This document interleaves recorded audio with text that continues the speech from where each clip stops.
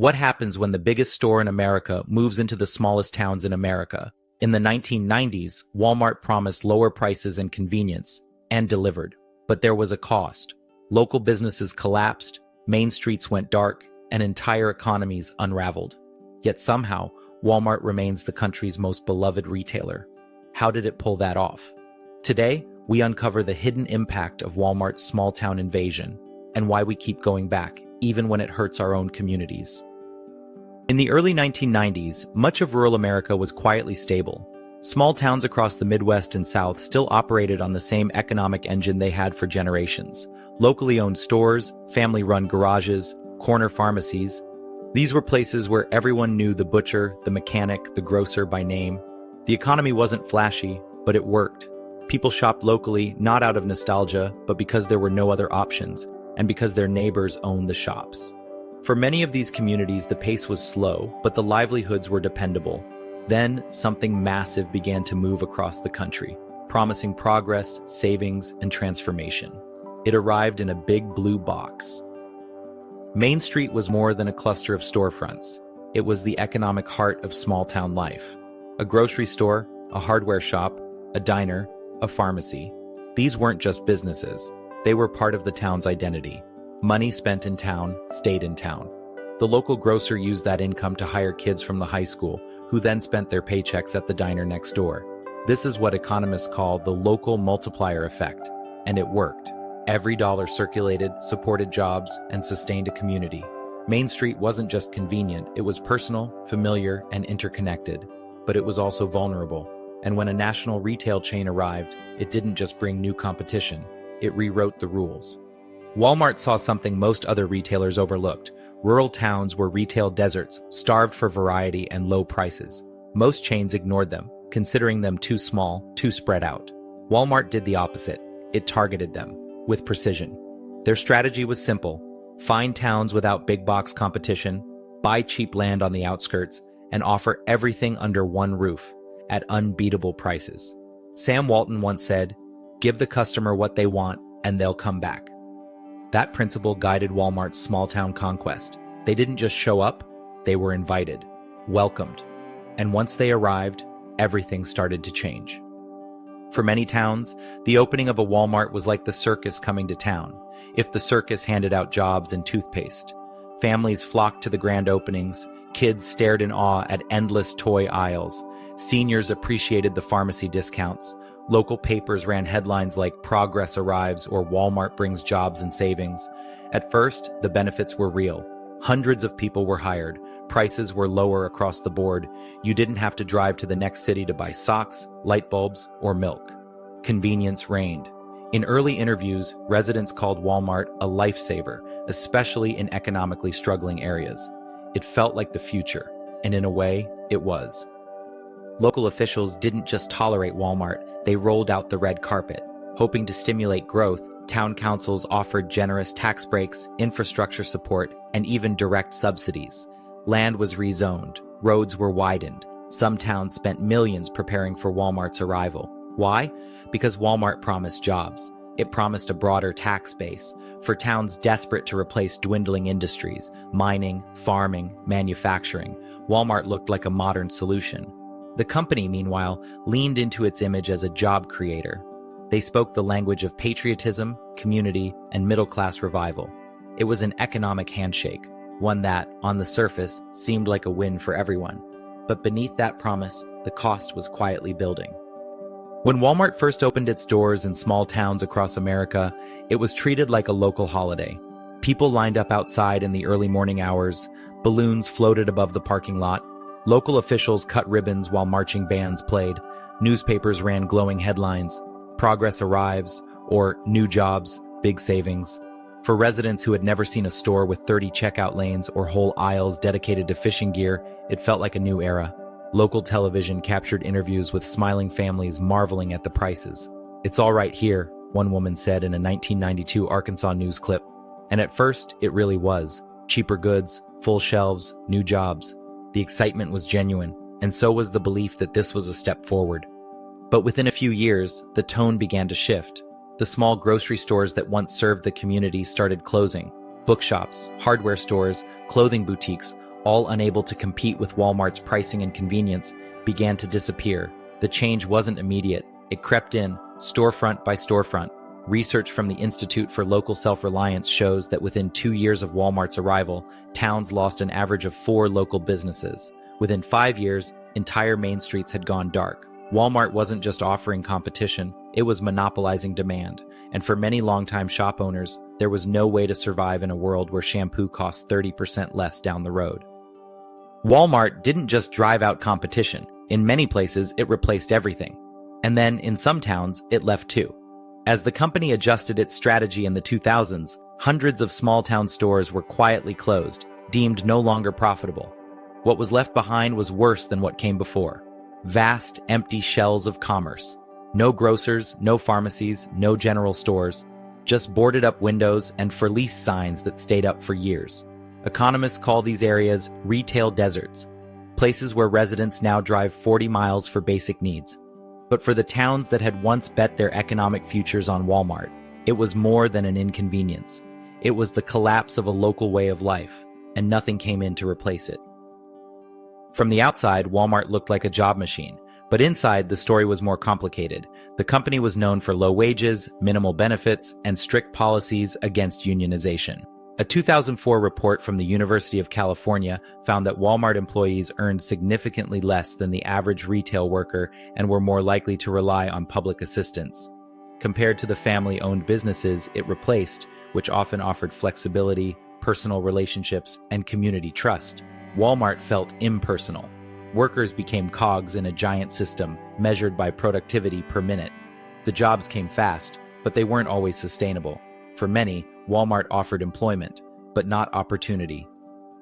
Walmart's influence didn't stop at the cash register. It extended deep into the supply chain. To meet Walmart's demand for low prices, manufacturers had 2 choices: lower their costs or lose the contract. For many American producers, this meant offshoring, moving factories overseas where labor was cheaper.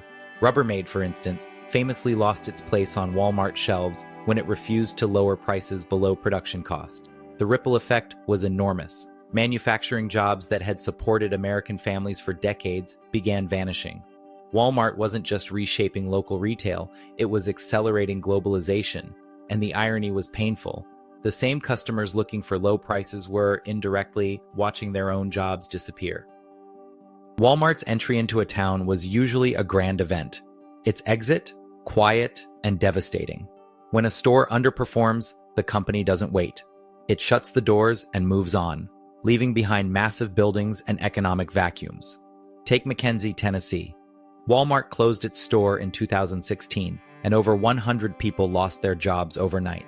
The ripple effects were immediate.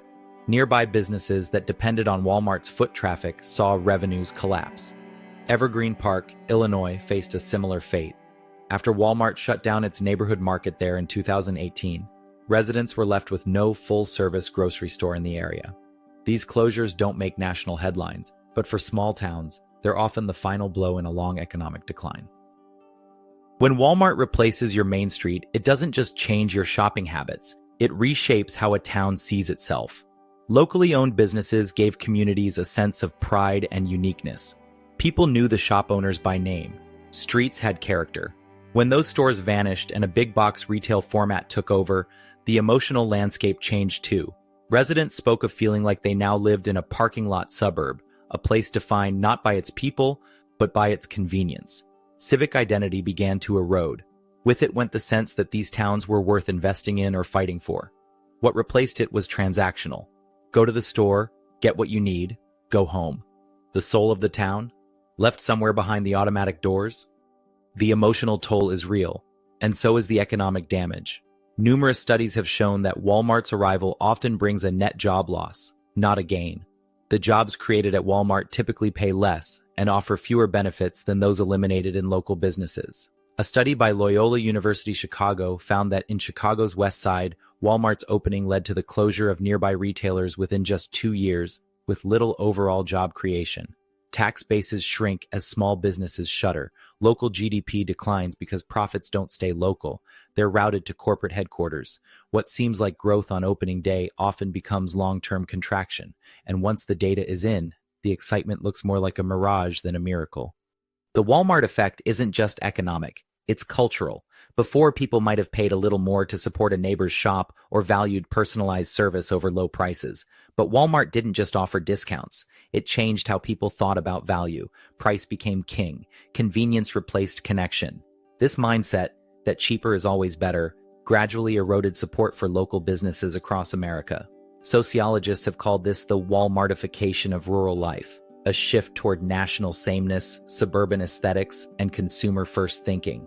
The irony? People who once fought to preserve their town's character now drive to the outskirts for groceries, in towns that all look eerily the same. Not every town rolled over. In some places, residents pushed back. They passed zoning restrictions to block Walmart's construction. Others imposed moratoriums on big box stores. Some communities even opened their own locally owned cooperatives, grocery stores run by and for locals. Take Greenfield, Massachusetts, which passed one of the strictest anti-Walmart ordinances in the country. Or Powell, Wyoming, where citizens launched a non-profit store to preserve local food access. But these efforts often faced uphill battles against lobbying, lawsuits, or just the overwhelming pull of Walmart's prices. The resistance was real, but the outcomes were mixed. In many places, the fight itself was the last visible act of civic unity before economic gravity took hold. Despite the damage, Walmart has managed to preserve a positive public image. How? Part of it comes down to branding. Everyday low prices isn't just a slogan. It's a story about being on the side of working families. Add to that patriotic ad campaigns, promises of American-made products, and partnerships with local charities. Walmart also spends hundreds of millions on philanthropy, especially in communities where it's faced criticism, scholarships, food drives, even disaster relief. But critics argue that these efforts often treat symptoms, not causes. Philanthropy might ease public backlash, but it doesn't restore lost businesses or revive collapsed main streets. Still, for many shoppers, the perception remains. Walmart is the store that helps them get by, and that's powerful. Despite decades of controversy, Walmart remains America's top retailer. It's not just surviving, it's thriving. Over 240 million people shop there every week across more than 4,500 U.S. locations. In survey after survey, consumers describe Walmart as trustworthy, dependable, and for people like me. There's a cultural loyalty at play, especially in working class and rural communities. For many, it feels like the one place that hasn't judged them or abandoned them. While critics might see it as the villain, most shoppers see it as a lifeline. That perception didn't happen by accident. It's the product of decades of branding, pricing strategy, and market dominance. Walmart became part of people's routines, part of their identity, and that kind of emotional loyalty is hard to shake. Walmart's power isn't just emotional, it's economic. The lower prices it offers aren't a luxury for many families, they're a necessity. In towns with high unemployment or limited options, choosing to shop local isn't a feel-good decision. It's a financial impossibility. Walmart knows this. Its strategy has always hinged on dominating the low-income consumer market. And when your paycheck barely covers rent and gas, the cheapest place becomes the only place. People may know the damage Walmart has done, but they also know they can afford a week's worth of groceries there, when the local market might only get them a bag or two. That's the trap. Even when a system harms a community, if it saves money in the short term, it's nearly impossible to walk away from it. Walmart didn't just change what Americans buy, it changed how. It pioneered modern retail logistics, just-in-time inventory, massive centralized warehouses, satellite-based tracking systems. These innovations drove down costs and sped up delivery long before e-commerce took off. In many ways, Walmart built the infrastructure that later enabled Amazon to flourish. The expectation that you can get anything, anytime, anywhere. Walmart trained consumers to want that. It also forced its suppliers to be more efficient, flexible, and globally oriented. Even after some of its stores closed, Walmart's influence lived on through supply chains and delivery systems now taken for granted. The irony? The retail world Walmart shaped eventually created competitors even more dominant than itself. Walmart is often criticized for harming communities, yet it's rarely boycotted or abandoned. Meanwhile, other large corporations, like Facebook, Nike, or Starbucks, face intense public backlash for political missteps or ethical failures. Why the difference? Psychologists call it the mere exposure effect. The more familiar something is, the more we tend to like or tolerate it. For millions of Americans, Walmart is baked into daily life. It doesn't feel like a giant corporation. It feels like a neighbor. There's also a kind of class-based forgiveness. Walmart never promised to be elite or progressive, just cheap and accessible. And when people feel excluded from other brands or systems, they cling to the one that made space for them, even if it quietly rewrote the economy while doing it. In some places, yes, but slowly and always uphill. A handful of small towns have managed to breathe life back into their main streets. Local co-ops have sprung up where big box retailers once stood. Independent bookstores and artisan shops have been supported by Shop Local campaigns. Farmers markets have reappeared as both economic and social anchors. But these revivals tend to be limited in scale, small pockets of success, not sweeping transformations. And they usually rely on a mix of civic engagement, grants, and sheer determination. The shadow Walmart left behind is hard to escape. When a local economy has been hollowed out, it takes more than passion to refill it. It takes time, coordination, and a willingness to rethink what growth really means. The Walmart story isn't just about retail. It's a case study in the values that shape our economy. When we prioritize efficiency over community, low prices over local resilience, scale over relationships, we get systems that feel convenient in the moment but erode us over time. Walmart didn't invent these trade-offs, but it perfected them. And now they're everywhere, in how we shop, work, eat, even vote. The real cost isn't just shuttered storefronts. It's the slow fading of local identity, the loss of self-sufficiency, the sense that our towns exist to be consumed, not lived in.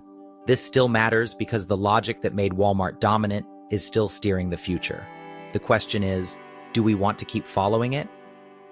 Maybe it was never just about the prices. Maybe it was about what we were willing to trade for them.